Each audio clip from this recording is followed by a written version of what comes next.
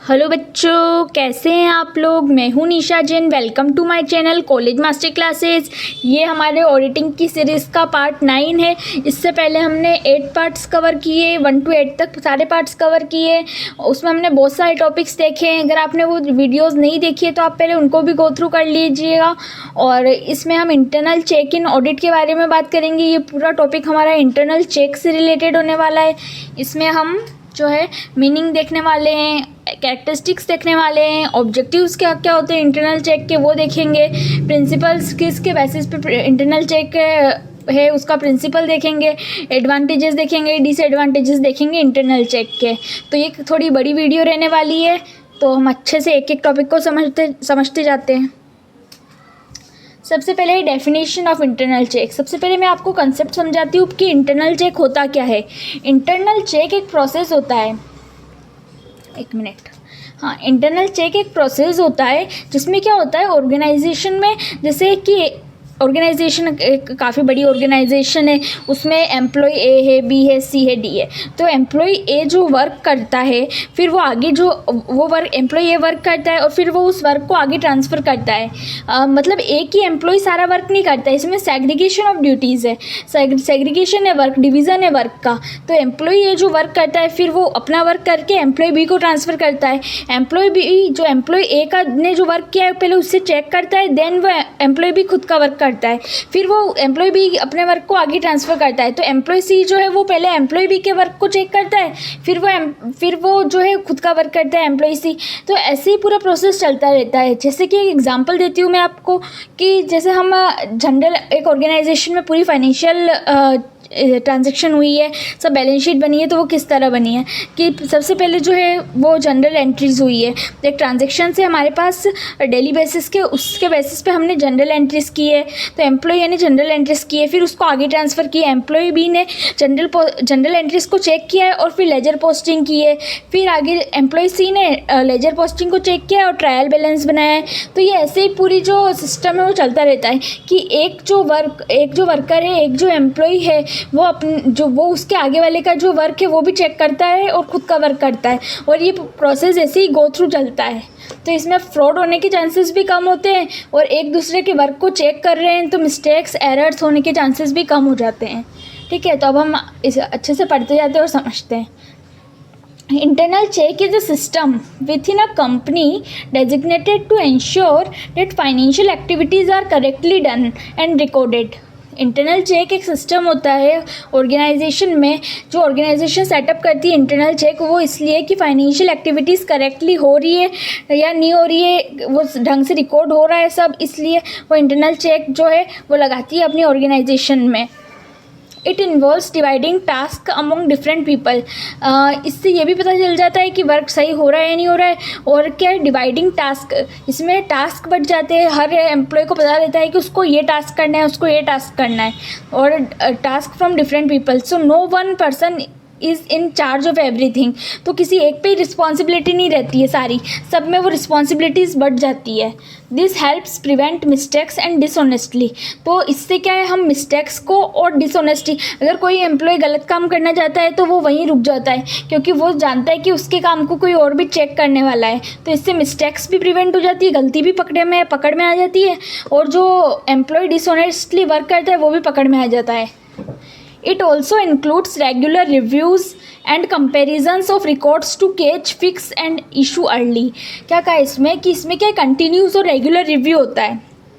तो कंपैरिजन, हम सब चीज़ों का अच्छे से कंपैरिजन कर सकते हैं सारे रिकॉर्ड्स का, और हम जो भी हमारी जो एरर हो रहा है, जो भी इशू आ रहे हैं, उसको हम अच्छे से फिक्स भी कर सकते हैं। ठीक है, तो आप अच्छे से समझ गए होंगे इंटरनल चेक क्या होता है, और हमने इसकी डेफिनेशन भी अच्छे से समझ ली है। अब इसके बाद हम देखते हैं characteristics of internal check system. इसके क्या क्या कैरेक्टरिस्टिक्स है, क्या क्या इसके वो है फंक्शंस। कैरेक्टरिस्टिक्स में आता है task division. Different people handle different parts of a process to prevent errors and fraud. Task division, हम इंटरनल चेक में टास्क डिवीज़न करते हैं, जैसे कि अभी हमने देखा। इससे क्या होता है कि हमारी जो फ्रॉड है, एरर है, ये बहुत अर्ली स्टेज पे पकड़ में आ जाते हैं, क्योंकि इसमें डिफरेंट पीपल, हर डिफरेंट पार्ट्स, मतलब डिफरेंट पीपल हैंडल कर रहे हैं, और जितनी भी वो है वर्क्स है वो सारे डिफरेंट पीपल और डिफरेंट रिस्पॉन्सिबिलिटी उन्हें मिल रही है, तो वो एफिशिएंटली वर्क कर पाते हैं। और जो भी एरर्स और फ्रॉड है वो हमारे बहुत अर्ली स्टेज में पकड़ में आ जाते हैं।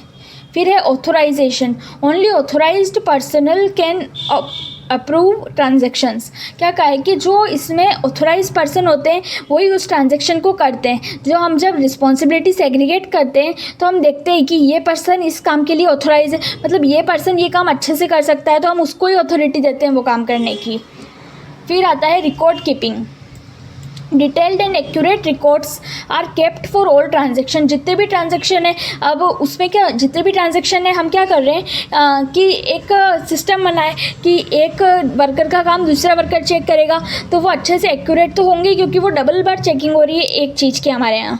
और डबल बार नहीं, कंटिन्यूस एक तरह से चेकिंग हो रही है, क्योंकि एक वर्कर दूसरे वर्कर के काम को चेक कर रहा है, दूसरा वर्कर वापस तीसरे वर्कर के सारे वर्कर के काम जो भी अभी तक का काम हुआ है चेक कर रहा है। तो इसमें कि एक्यूरेट और कंटिन्यूस चेकिंग हो गई है, तो इससे सारे रिकॉर्ड्स पे अच्छे से मेंटेन रहते हैं और एक्यूरेट रहते हैं।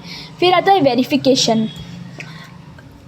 Regular checks are done to ensure records match and are accurate. यही कहा इसमें कि रेगुलर चेक्स होते हैं तो हम ये मान सकते हैं कि रिकॉर्ड्स भी जो है वो अच्छे से सही हो, एक्यूरेट होंगे, और जो फाइनेंशियल स्टेटमेंट्स है और जो ट्रांजैक्शन हुए वो मिसमैच नहीं करेंगे, वो सब मैच करेंगे और सब एक्यूरेटली हो रहा है, सब वैलिड ही हो रहा है। फिर है responsibility. Clear responsibilities are assign to each employ involve in the process. इसमें क्या है, क्लियर रिस्पॉन्सिबिलिटी सेग्रीगेटेड हो जाती है। जैसे कि उस एम्प्लॉय को पता है कि उसे वो जनरल एंट्री का काम, जनरल एंट्री जो है वो रिकॉर्ड करनी है। एम्प्लॉय बी को पता है उसे लेजर पोस्टिंग करनी है और जनरल एंट्रीज चेक करनी है। एम्प्लॉय सी को पता है उसे ट्रायल बैलेंस बनाना है। तो सब जितने भी एम्प्लॉयज़ हैं उनमें क्लियर रिस्पॉन्सिबिलिटीज़ बढ़ चुकी है कि उन्हें पता है उन्हें ये काम करना है सब में। फिर है रोटेशन ऑफ ड्यूटीज़। एम्प्लॉयज़ में periodically switch roles to prevent collusion and fraud. क्या कहा है कि जो हम ऑर्गेनाइजेशन में हमेशा इसमें इंटरनल चेक जो है सिस्टम है उसमें रोटेशन ऑफ ड्यूटी होना चाहिए।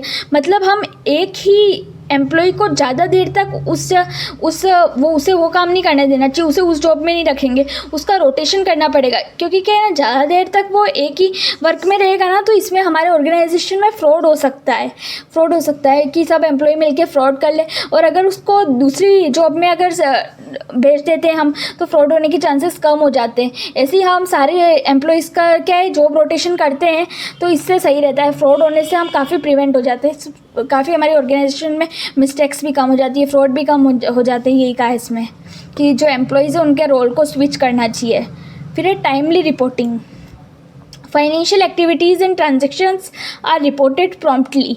फाइनेंशियल एक्टिविटीज़ और ट्रांजेक्शन्स जो भी है उनको हमें टाइमली सही टाइम पे रिपोर्ट करना चाहिए। इससे हमारे जो भी हमने टास्क डिवाइड किया है, जो भी हम रिकॉर्ड कीपिंग करते हैं, जो भी डिटेल्ड रिकॉर्ड जो ट्रांजेक्शन्स हमने कीप कर रखी, जो वेरिफिकेशन करते हैं, जो हमने रिस्पॉन्सिबिलिटीज़ दे रखी है, अगर हम सब टाइमली रिपोर्ट करते हैं तो हमें एक वो रहता है कि हाँ सब टाइमली रिपोर्ट हुआ है, मतलब ये सब फंक्शन सही से हो रहे हैं, सही से एंटिटी में लग रहे हैं, सही से इनकी इफेक्टिवनेस का पता चलता है हमें। फिर है regular audits. Routine reviews and audits are conducted to identify and correct any issue. Regular audit कराना चाहिए जिससे हमें ये पता, जिससे क्या है वो रूटीन रिव्यू मिल जाए, ऑडिटर आएगा और सब चीज़ को चेक करेगा तो हम ये पता लगा सकते हैं कि हमारे इंटरनल चेक में कहाँ पे वीकनेस है, कहाँ ये कौन सी चीज़ सही अच्छे से चल रही है, एक्यूरेटली चल रही है, स्मूथली चल रही है, और किस जगह वीकनेस ये हम पता कर सकते हैं। एक रिव्यू मिल जाता है, ओपिनियन मिल जाता है, रिकमेंडेशन मिल जाता है। Routine reviews and audits are conducted to identify correct any issue, कि हम किसी भी इशू को अगर कुछ कहीं वीकनेस है तो हम करेक्ट कर सकते हैं। ठीक है, तो हमने कैरेक्टरिस्टिक्स देखे हैं। अब हम ऑब्जेक्टिव्स ऑफ इंटरनल चेक पे जाते हैं कि इंटरनल चेक के ऑब्जेक्टिव्स क्या क्या है। प्रिवेंट एरर, इसका सबसे इम्पोर्टेंट ऑब्जेक्टिव कहते हैं प्रिवेंट एरर और स्टॉप फ्रॉड। प्रिवेंट एरर में है कि जो भी एरर्स है, जो भी हमारे यहाँ फ्रॉड हो रहे, जो भी एरर हो रहे, इससे हम बहुत अर्ली स्टेज पे ही ओवरकम कर सकते हैं। To catch mistakes before they become problems, जब तक वो कोई भी एरर जो है, जब तक वो प्रॉब्लम बनती है ऑर्गेनाइजेशन के लिए, उससे पहले ही हम उसे कैच कर लेते हैं और ओवरकम कर लेते हैं, उसे प्रॉब्लम बनने ही नहीं देते और उसको सॉल्व कर लेते हैं। ठीक है, उस मिस्टेक को सॉल्व कर लेते हैं। यही कहा है to catch mistakes before they become problem, वो प्रॉब्लम बने उससे पहले ही हम उस मिस्टेक को सही कर लेते हैं। फिर है stop fraud, to make it hard for anyone to steal और चीट। हमने ये इंटरनल चेक का सिस्टम लगा रखा है कि एक एम्प्लॉय दूसरे एम्प्लॉय की वर्क को चेक कर रहा है, तो इससे हम कहीं हद तक फ्रॉड भी स्टॉप कर रहे हैं। मतलब बहुत मुश्किल होगा, बहुत हार्ड होगा किसी एम्प्लॉय के लिए कि वो अब भी कोई चोरी करे या कहीं चीट करे ऑर्गेनाइजेशन में। Ensure accuracy, to make sure all financial records are correct. अब अगर हमारी ऑर्गेनाइजेशन में इंटरनल चेक का सिस्टम है तो हमारी जो ट्रांजेक्शन है, जो हमारे बुक्स ऑफ अकाउंट्स है, वो बहुत बार कंटिन्यूस चेकिंग हो रही है उसकी, तो हम एक्यूरेसी उसके इंश्योर कर सकते हैं कि इसकी एक्यूरेसी करेक्ट होगी और जो भी फाइनेंशियल रिकॉर्ड्स है वो सब सही होंगे। इंक्रीज एफिशिएंसी, और इसी से हमारी जो एफिशिएंसी है वो भी बहुत सही रहेगी, वो भी बहुत बढ़ चुकी होगी। To streamline processes and reduce unnecessary work, क्योंकि इसमें अननेसेसरी वर्क कुछ है ही नहीं, सब स्ट्रीमलाइन, मतलब सभी एक ही लाइन में वही काम कर रहे हैं, चेकिंग कर रहे हैं, अपना काम खुद का काम कर रहे हैं और दूसरों का काम चेक कर रहे हैं, तो इससे हमारी एफिशिएंसी भी इंक्रीज़ हो रही है। ऐसा इन रिस्पॉन्सिबिलिटी, सबको अपनी अपनी रिस्पॉन्सिबिलिटी पता है, क्लियरली सबको अपनी रिस्पॉन्सिबिलिटी पता है, हाँ हमें ये टास्क करना है, ये हमारी रिस्पॉन्सिबिलिटी है। To clear define work who is responsible for that task, मतलब जो एम्प्लॉई है उसको हर एम्प्लॉय किसी न किसी टास्क के लिए रिस्पॉन्सिबल है। किसी हम एक एम्प्लॉय को नहीं कह सकते कि हाँ सारी गलती तुम्हारी है, तुमने ये सब काम किया है, ऐसा नहीं होगा। सब एम्प्लॉय में काम बटा हुआ है तो सब अपने अपने काम के लिए रिस्पॉन्सिबल है। फिर है facilitate audits, to make it easier to review and check financial activities. अब हम ऑडिट भी कराते हैं हमारी एंटिटी में फाइनेंशियल स्टेटमेंट, तो ऑडिटर को भी इजी रहता है रिव्यू करने में और फाइनेंशियल एक्टिविटीज़ जितनी भी सब चेक करने में, रिव्यू करने में, एग्जामाइन करने में इजी रहता है, क्योंकि हमारे यहाँ इंटरनल चेक जो है, इंटरनल चेक, इंटरनल कंट्रोल, ये सब बहुत अच्छे से हमने फैसिलिटेट कर रखा है। ठीक है, अब हमने क्या क्या देखा है अभी तक एक बार बता देती हूँ आपको। मैंने आपको मीनिंग अच्छे से समझा दिया था इंटरनल चेक का। हमने डेफिनेशन देखी थी, ऑब्जेक्टिव्स देखे, कैरेक्टरिस्टिक्स देखें। अब प्रिंसिपल्स ऑफ इंटरनल चेक, मतलब ये टॉपिक तो बहुत ज़्यादा इंपॉर्टेंट है एग्जाम पर्पज से भी। प्रिंसिपल्स ऑफ इंटरनल चेक कि इंटरनल चेक इसके प्रिंसिपल्स क्या क्या है। इसमें segregation of duties, segregation of duties मतलब हमें हर एम्प्लॉय में जो है वो ड्यूटीज़ को सेग्रीगेट कर देना चाहिए, हमें टास्क को डिवाइड कर देना चाहिए। किसी भी एक एम्प्लॉय पे हमें सारी रिस्पॉन्सिबिलिटी नहीं डालनी चाहिए, नहीं तो फ्रॉड होने के चांसेस बहुत बढ़ जाते हैं। अगर हम यही एक ही जो वर्क है वो पूरे एक ही एम्प्लॉय को दे देते हैं तो फ्रॉड होने के चांसेस बहुत बढ़ जाते हैं। और उसी की जगह हम जो है वो उस वर्क को हम 4 एम्प्लॉय में अगर डिवाइड करते हैं टास्क डिफरेंट पीपल्स में, तो हम फ्रॉड को प्रिवेंट कर सकते हैं, मिस्टेक्स और एरर को पकड़ सकते हैं। तो divide task among different people to prevent one person from handling all aspect of transaction, reducing the risk of errors and fraud. यही कहा इसमें कि हम रिड्यूस कर सकते हैं रिस्क को, एरर को, रिस्क को, जिसकी फ्रॉड की रिस्क को हम कम कर सकते हैं, जो मिस्टेक्स होती है उसकी रिस्क को हम कम कर सकते हैं। Authorization and approval, ensure that every transaction is approved by a responsible person before it is carried out, adding layer of oversight. यही कहा इसमें कि ऑथराइजेशन एंड अप्रूवल में यही कहा है कि एवरी पर्सन, जो रिस्पॉन्सिबल पर्सन है, जो भी ट्रांजेक्शन है वो अप्रूव्ड कर रहा है, जो रिस्पॉन्सिबल पर्सन जिसको हम जो काम करने के लिए दे रहे हैं वही वो काम कर रहा है। ये कि रिस्पॉन्सिबल पर्सन की रिस्पॉन्सिबिलिटी है कि जो काम उसे करने के लिए दिया है कि वो उसने बहुत सही किया है या नहीं किया है, उसकी एक्यूरेसी कैसी है, यही सब। फिर है रेगुलर वेरिफिकेशन, हम इसमें रेगुलरली कंटिन्यूसली वेरिफिकेशन करते हैं। एक जो पर्सन है, एम्प्लॉय बी जो है वो ए के काम को वेरीफाई कर रहा है, फिर सी जो है वो ए ने जो किया है अभी तक, बी ने जो किया है वो सब वेरीफाई कर रहा है। तो इसमें कंटिन्यूसली वेरिफिकेशन होता रहता है। इससे हमारी एक्यूरेसी भी बनी रहती है, रिलायबिलिटी भी बनी रहती है और हम अच्छे से कंपेरिजन्स भी कर सकते हैं रिकॉर्ड्स में। और कोई अगर एरर होता है तो हम उसे डिटेक्ट भी कर सकते हैं ईजीली अर्ली स्टेज पे। फिर है documentation, maintain clear and through records for every transaction, providing an audit trail that helps in tracking and verifying financial activities. जब डॉक्यूमेंटेशन की बात आती है तो हम जो है सारे रिकॉर्ड्स जो है सारे ट्रांजेक्शन्स के जितने भी रिकॉर्ड्स हैं हम बहुत सही से क्लियरली और ईजिली समरी मैनर में हम उसे मेंटेन करके रखते हैं। तो हमारे यहाँ अगर इंटरनल चेक हमने लगा रखा है तो डॉक्यूमेंटेशन भी अच्छे से होगा, मतलब जब ऑडिटर रिव्यू करने आएगा तो उससे सब चीज़ क्लियर मिलेगी, कंसाइज वे में मिलेगी, और जब ऑडिट ट्रेल होगा तब भी वो काफ़ी सही तरह से ट्रैक कर पाएगा एक एक आइटम्स को, फाइनेंशियल स्टेटमेंट्स के सब चीज़ों को सही से वेरीफाई कर पाएगा। तो ये आता है डॉक्यूमेंटेशन में। फिर आता है periodic reviews and audits. Schedule regular reviews and audit to assess the effectiveness of the internal check system and identify areas for improvement. Periodic review हो रहा है, ऑडिट हो रहा है, तो हम ये चेक कर सकते हैं, मतलब रेगुलर रिव्यू हो रहा है हर चीज़ का और ऑडिट हो रहा है, तो उससे इफ़ेक्टिवनेस का पता चलता है कि अगर हमारा इंटरनल चेक सिस्टम अगर इफ़ेक्टिव है तो हमारी जो फर्म जो है वो सब काम सही कर रही है, हम एक इंश्योर हो सकते हैं। और अगर कहीं वीकनेस भी है तो वो उसमें पकड़ा जाता है। वो जब हम रिव्यू कराते हैं, ऑडिट कराते हैं, तो वो वीकनेस जो इंटरनल चेक में, इंटरनल कंट्रोल में अगर वो वीकनेस है तो वो पकड़ा जाती है और फिर हम उसे आइडेंटिफाई कर सकते हैं और इम्प्रूव कर सकते हैं उस एरिया को जहाँ पे वो वीकनेस हो रही है, जहाँ पे वो ऐसा कोई इशू हो रहा है वो। ठीक है, तो हमने प्रिंसिपल्स भी देख लिए। प्रिंसिपल्स में 5 थे: segregation of duties, authorization and approval, regular verification, documentation और पीरियोडिक रिव्यूज़ एंड ऑडिट्स। अब हम नेक्स्ट टॉपिक पे चलते हैं, advantages of internal check. Advantages में आते हैं एरर डिटेक्शन। सबसे पहले एरर डिटेक्शन में वही हेल्प हो जाती है, आइडेंटिफाई कर सकते हैं हम कि कहाँ पे एरर, बहुत अर्ली स्टेज पे ही हमें पता चल जाता है कि यहाँ ये एरर होने वाला है और यहाँ ये मिस्टेक हुई है, तो जब तक वो प्रॉब्लम बनती है तब तक हम उससे मिस्टेक को ओवरकम कर लेते हैं। Helps identify and correct errors quickly, हम बहुत सही जल्दी और बहुत अर्ली स्टेज पे कर लेते हैं एरर को डिटेक्ट। मल्टीपल चेक्स होते हैं इसमें, उस वजह से भी हेल्प हो जाती है। reducing the likelihood of mistake going unnoticed।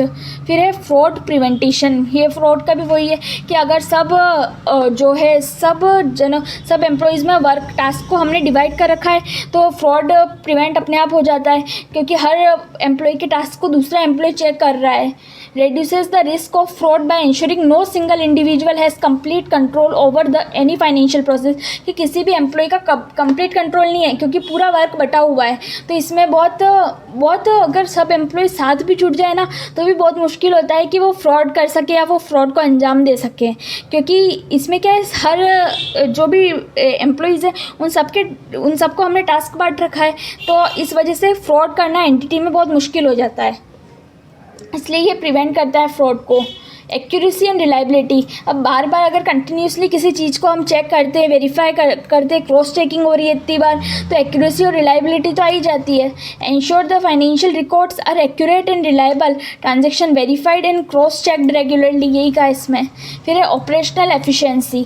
Streamline processes by clearly defining roles and responsibility leading to more efficient operations and less duplication of work. इसमें वर्क का डुप्लीकेशन कम हो जाता है, मतलब एक ही काम को बार बार कोई भी नहीं करता है, क्योंकि सब में वर्क बटा हुआ है इसलिए बार बार कोई नहीं करता है। रिस्पॉन्सिबिलिटी आती है, हर पर्सन की रिस्पॉन्सिबिलिटी होती है, सिर्फ एक ही पर्सन को हम रिस्पॉन्सिबल नहीं ठहरा सकते, सब में टास्क बटा है, सब में रिस्पॉन्सिबिलिटी बटी है सारी। और मोर एफिशिएंट, हमारे यहाँ ऑपरेशन वर्क बहुत एफिशिएंटली होता है, क्योंकि जब एक ही जना इतना काम नहीं कर रहा है, उसको उसकी लिमिट में ही काम करना है, तो वो अच्छे से करेगा जितना भी काम उसको दिया है। मोर efficient operations and less duplication of work. ठीक है, फिर है अकाउंटेबिलिटी। अकाउंटेबिलिटी में यही है कि हम एक पर्सन को, एक ही एम्प्लॉय को जवाबदार नहीं ठहरा सकते हैं, तो इससे क्या है, एम्प्लॉयज़ की अकाउंटेबिलिटी बढ़ेगी। हमने एक ही एम्प्लॉय को जवाबदार नहीं ठहराया, सब में वो वर्क बांटा है, तो आप सब जवाबदार होंगे, इक्वली अकाउंटेबल होंगे सारे एम्प्लॉयज़ जो है वो, क्योंकि टास्क सब में डिवाइड है। Increase accountability among employees as tasks are assigned specifically and there is clear audit trail for each transaction, क्योंकि एक एक ट्रांजेक्शन का audit trail, clear audit trail होगा, तो सब में अकाउंटेबिलिटी आएगी। फिर एडवांटेजेस ऑफ इंटरनल चेक, ये भी इसके और पॉइंट्स है कुछ। अभी तक हमने कितने 4-5 पॉइंट तो कवर कर लिए हैं। अब नेक्स्ट है हमारा कंप्लायंस। कंप्लायंस में है helps ensure the organization complies with legal and regulatory requirement by maintaining proper records and adhering to established procedure.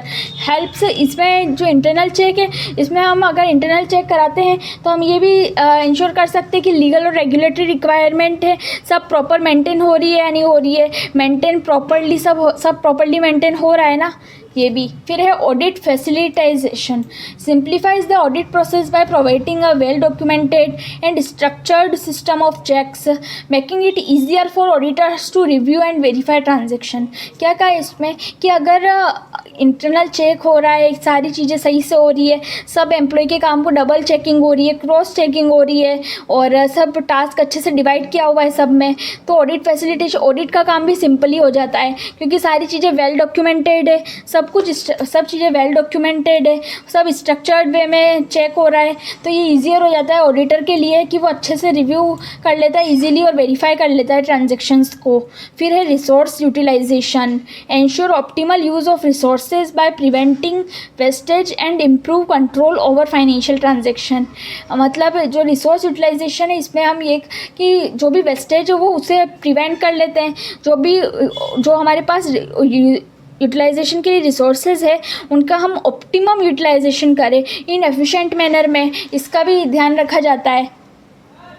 फिर है improved management information, provides management with accurate and timely information adding in better decision making and strategic planning. क्या कहा है improved management information में कि management को best और accurate और टाइमली इंफॉर्मेशन प्रोवाइड करें। जो हम मैनेजमेंट को इन्फॉर्मेशन प्रोवाइड कर रहे हैं वो एक तो एक्यूरेट होनी चाहिए, एक्यूरेट वो हो जाएगी क्योंकि उसे बहुत सारे एम्प्लॉयज़ चेक कर रहे हैं, क्रॉस चेकिंग हो रही है ऑर्गेनाइजेशन में, ये सिस्टम हमने बैठा रखा है इसलिए। और टाइमली इन्फॉर्मेशन, हर बंदे को हमने कह रखा है कि इतने टाइम में उसे अपना टास्क करना है तो टाइमली भी हो जाएगा। तो इससे जब हम मैनेजमेंट को एक्यूरेट और टाइमली इन्फॉर्मेशन देते हैं तो वो अपना एक बेटर डिसीजन बना सकता है और एक अच्छी सी स्ट्रेटजिक प्लानिंग कर सकता है जिसमें ऑर्गेनाइजेशन को बहुत प्रॉफिट हो सकता है। फिर है employee morale, promotes a sense of fairness and transparency within the organization, boosting employee morale and trust in the management। जब हम एक ही बंदे को काम नहीं देते, सब एम्प्लॉयज़ को काम बांट देते हैं तो इसमें एक फेयरली ट्रू एंड फेयरनेस आ जाती है, एक ट्रांसपेरेंसी आ जाती है कि हाँ हर बंदा अपना काम सही से कर रहा है, क्लियरली कर रखा है, करेक्टली कर रखा है और टाइमली मैनर में कर रहा है हर इंसान अपना काम। तो इसमें एक फेयरनेस होती है, ट्रांसपेरेंसी होती है ऑर्गेनाइजेशन में। और ये हर एम्प्लॉय को ये रहता है कि मैं भी अपनी रिस्पॉन्सिबिलिटीज़ जो है अच्छे से निभाऊँ और सब एम्प्लॉय यही चाहते हैं, तो इससे उनका मोरल भी बूस्ट होता है और मोटिवेट रहते हैं वो आपस में, और इससे मैनेजमेंट में भी ट्रस्ट बना रहता है। तो ये हो गए हैं एडवांटेजेस भी हमारे सारे हो गए। अब हम डिसएडवांटेजेस ऑफ इंटरनल चेक की ओर मूव करेंगे, ठीक है। Disadvantages of internal check, increased complexity में क्या है कि एक पर्सन दूसरे पर्सन के खुद का काम भी कर रहा है, दूसरे पर्सन के काम को भी चेक कर रहा है, तो इसमें क्या है कई बार हमें एडिशनल स्टेप्स हो जाते हैं, बहुत लंबा प्रोसेस हो जाता है, ऐसा भी हो जाता है। तो और जो है वो बहुत ऑपरेशंस के जो काम होते हैं वो भी स्लो हो जाते हैं, यही कहा है कि इसमें कॉम्प्लेक्सिटी भी बढ़ जाती है। Implementing internal controls can make process more complicated, कभी कभी ये कॉम्प्लिकेट ज़्यादा हो जाता है। एडिशनल स्टेप्स जो है वो रिक्वायर होते हैं, इसमें प्रोसीजर्स भी बहुत सारे लगते हैं। डेट में स्लो डाउन ऑपरेशंस, यही कहा था हमने कि इसमें ये कॉम्प्लिकेट हो जाता है क्योंकि इसमें बहुत सारे स्टेप्स करने पड़ते हैं, प्रोसीजर्स करने पड़ते हैं और इनका जो ऑपरेशंस जो ट्रांजेक्शन्स है वो स्लो करने लग जाते हैं इसमें ऑर्गेनाइजेशन में। हायर कॉस्ट, अब जो बड़ी ऑर्गेनाइजेशन है वो तो इंटरनल चेक सिस्टम सेटअप कर लेगी, पर जो छोटी ऑर्गेनाइजेशन है वो ही अफोर्ड नहीं कर पाएगी क्योंकि इसमें बहुत ज़्यादा कॉस्ट लगती है। Maintaining an internal check system can be expensive, ये एक एक्सपेंसिव सिस्टम है। It may require additional staff, इसमें स्टाफ भी काफ़ी चाहता है क्योंकि एक ही वर्क को 4 बंदे कर रहे हैं, मतलब एडिशनल स्टाफ चाह रहा है। और जो बंदे जो एम्प्लॉयज़ जो वो इस काम को कर रहे हैं, वर्क को कर रहे हैं, उन्हें ट्रेनिंग देनी पड़ेगी हमें, उन्हें रिसोर्सेज देने पड़ेंगे हमें। तो ट्रेनिंग देंगे रखेंगे उसका भी खर्चा लगेगा, और एडिशनल स्टाफ रख रहे हैं उसको तो लगेगा, उसके बाद उसको हमें ट्रेन करना पड़ेगा, क्योंकि उन्हें अभी, और क्योंकि हम जॉब रोटेशन करते हैं, मतलब जो एम्प्लॉय है वो स्पेसिफिक उसमें है ना, जो वो पूरा वो वर्क सीख लेता है, फिर थोड़े वक्त बाद हम उसका जॉब रोटेशन कर देते हैं, तो फिर हम जब उसे नई जॉब में लाते हैं उसके लिए भी हमें उसे ट्रेन करना पड़ता है, ट्रेनिंग देनी पड़ती है, तो उसका भी खर्चा लगता है, इसलिए इसमें बहुत हायर कॉस्ट आती है इंटरनल चेक सिस्टम अगर हमें ऑर्गेनाइजेशन में लगाना है तो।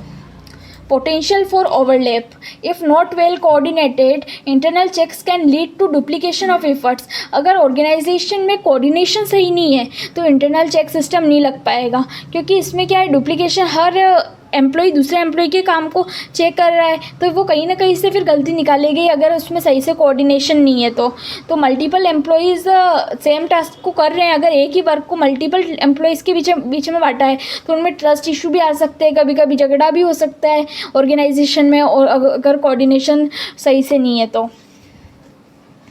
फिर है रेसिस्टेंस टू चेंज। बहुत सारे एम्प्लॉयज़ जो होते हैं वो जो ये हम चेंज करते हैं, मतलब ये चेंज करते हैं तो इसका विरोध करते हैं। बहुत सारा रेसिस्टेंस टू चेंज का मतलब है जो परिवर्तन का विरोध करे, तो ऐसे एम्प्लॉयज़ भी रेसिस्ट करते हैं ऑर्गेनाइजेशन में जो इंटरनल चेक सिस्टम का विरोध करे, क्योंकि वो नहीं चाहते कि उनका काम कोई और ऊपर उनका कोई चेक करे, उनका जो काम उन्होंने करा है वो नहीं चाहते कि उनका काम कोई उनके ही लेवल का एम्प्लॉय चेक करे उस काम को। तो इसमें क्या है, एम्प्लॉयज़ का जो मोरल है वो भी इफेक्ट करता है, और कोऑपरेशन अगर सही नहीं है तो फिर वो नहीं हो पाएगा इंटरनल चेक सिस्टम अच्छे से फॉलो।